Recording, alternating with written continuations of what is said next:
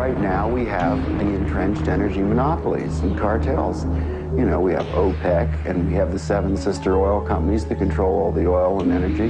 But what people have to understand is that the people who run the energy business in this world, which is the biggest business on the planet, turning over $4 to $5 trillion a year, it's bigger than guns and drugs, it's bigger than defense. They control the newspapers, they control the governments. But these companies are so big that they regulate the government, which regulates them. It's not free. Nothing is free. But cheap and efficient energy exchange is a viable concept. Now I say that everything in this universe is free energy. It's been dreamed of for hundreds of years that somewhere, someplace, as Tesla said, man will hook his machinery to the very wheelwork which drives the universe itself. The history of science is the history of the suppression of great inventions. A few classic stories. Nikola Tesla. Nikola Tesla is regarded as the founding father of free energy. His astounding developments in the generation of alternating electrical current are still being used today. His most notorious project involved the transmission of wireless electricity into the atmosphere, which allowed for unlimited power to be freely accessed by everyone. When his financial backer, J.P. Morgan, realized that this power system could not be metered, all funding was immediately withdrawn. Tesla's electrical broadcast towers were dismantled, and through Morgan's many close connections with the media and government, Tesla's career was destroyed. In 1977, Bruce De Palma unveiled the first prototype of the N machine, an electrical generator which uses rotating magnets to generate up to 5 times more power than it takes to drive it. I know about the fact that the Japanese government and the Indian government have ongoing projects to produce N machines for domestic power. My partner is Paramahamsa Tiwari, who is the director of the Nuclear Power Corporation of India, which operates all the nuclear plants in India. In late 70s, I learned from Bruce De Palma that he had carried out certain crucial experiments by rotating electromagnets. Tiwari tested a prototype based on De Palma's N machine under laboratory conditions. The results were deemed too impressive, causing disbelief and suspicion among conservative government officials and the power consortiums that backed the project. Tiwari was forced to abandon the project completely. It's a major breakthrough that will no doubt make motorists happy. And as Ralph Robinson explains, the Pentagon is also showing lots of interest in this project. U.S. inventor Stan Myers released his water-powered car engine in 1988. The Pentagon flew a lieutenant colonel in last week to look at Myers' invention. There's talk of possibly using it in the Star Wars defense program and to run Army tanks. Myers found it virtually impossible to secure financial backing after certain Pentagon officials paid him a visit.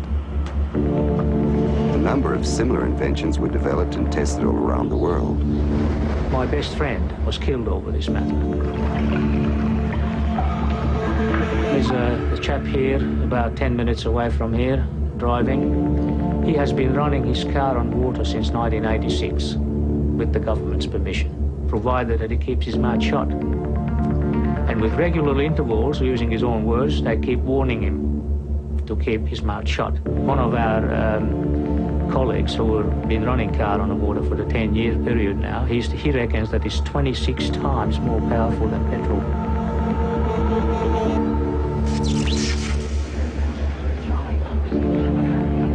If you invent a better mousetrap, the world may beat a path to your door. If you invent a free energy machine, there'll be a path beat to your door, but you don't want those people there. One of the pivotal people that I encountered early in my career was Edgar Mitchell, the astronaut. Liftoff. Liftoff. Edgar J. Mitchell, an Apollo mission astronaut, founded the Noetics Institute in Southern California. The Institute's charter was supposedly to develop alternative energy systems by attracting inventors from all over the country. Mitchell became extremely interested in De Palma's N machine. He made De Palma a paltry offer to buy out the invention, which De Palma naturally refused. He said to me that if I ever tried anything on my own in California, I would get my head blown off. So I was scared to death. The CIA operates through various very innocent-looking fronts to find out what people are thinking and what they're inventing. Now, what's more innocent than a benign institute founded on transcendental principles to help New Age inventors bring free energy into the world?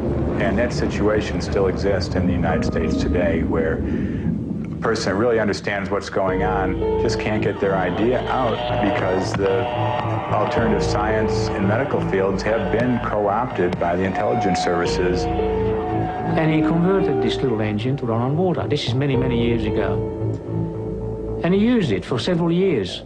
And somehow the news got out, and one day he got visitors, and he was told to dump the engine or else. 3 weeks later, the man was dead. And the coroner's finding was that he fell off the back of a train. He was drunk. Now, it happened that he didn't drink. Even Dr. Townsend T. Brown, the electrogravitic research scientist, has on his 16-millimeter film of his lab test, which we've got here, he has guys with the black suits and black hats come into the place. You can see where the legends come from. I mean, these guys come in and they look like, you know, Bad Bart to Black Man. I mean, it's classic, and these things do happen. There is no progressive science in a world where every scientific idea is evaluated for its military potential. Power, or energy, and control of energy equals power in the new world order that is emerging. If you control the energy, the way we get around, the way we get electricity, the way we have our TVs and video cameras and stuff, if you do the control of the energy, then you've got control of the people.